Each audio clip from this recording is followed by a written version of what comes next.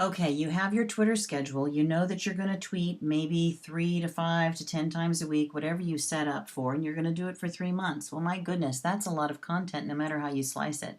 Where do you find the content to fill all of your tweets?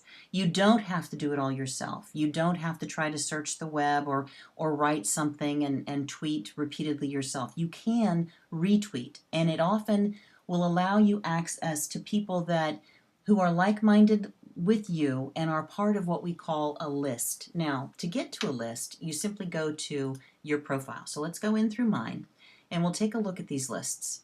There are 60 lists that fall into my profile. What does that mean? That doesn't mean that I've created 60 lists, but it does mean that of the 2,000 so tweets that I've put out, at least 58 of them have made it onto somebody's list. Now, if we click into the lists, you'll see that I have 2 lists myself, and these are things that I just like to save. So I might find some interesting things that I like and the Twitterers that I want to explore further. These are notes to myself.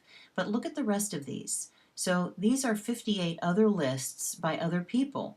This gentleman happens to have 2. This guy, Peter Boss, it's all about life and development, his list called Life. With 453 members, that gets my attention. Why? Because that's an awful lot of content that I might be able to peruse. So I'm going to go ahead and click into his list called Life. And once it pulls up, I can see here we have list, a public list by Peter Boss. And then I can see some really interesting tweets and I can say, I can just read through these and pick, is there something that I would like to retweet, to use as content for myself?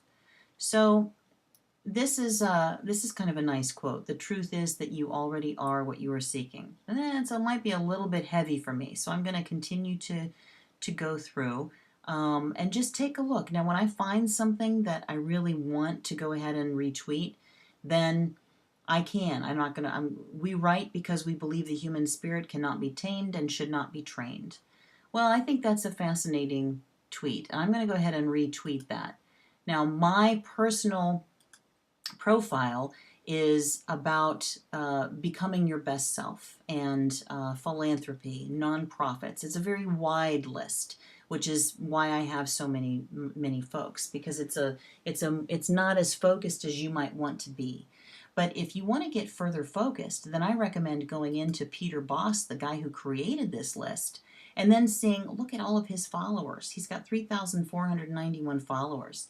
So I'm giving you this example to say that if you were to pull up your lists after you've done some tweets, or find one of your followers and take a look at their lists and go into their lists, then you can also find other people that he has retweeted. So here's philosophy. And you could look in and say, this is interesting. Social action goes from heart to heart to heart. Well, that's cool. And that is about philanthropy. And I can retweet that. Now, does it set me up as an expert? No. But it does help connect me to people who are in the conversation about social action, about philanthropy. And that's where I want to be, because it's those people that I want to hear my message. And then I use my 60% or 70% of tweets that I'm creating myself, or 50%. And I then explain the issues that my nonprofit organization is working through, and the good news and the stories, etc., that you're going to tweet. So this is a way for you to find curated content. You can also do it by going through somebody's favorites. So just like we just had, let me go right back over to Peter real quick. We just were in Peter's profile, and he also had his favorites. So I'd like to see what his 4 favorites are. Favorites are not as popular as lists, but it's kind of neat. You can see what's really important to a person that way, and you may choose to retweet that way.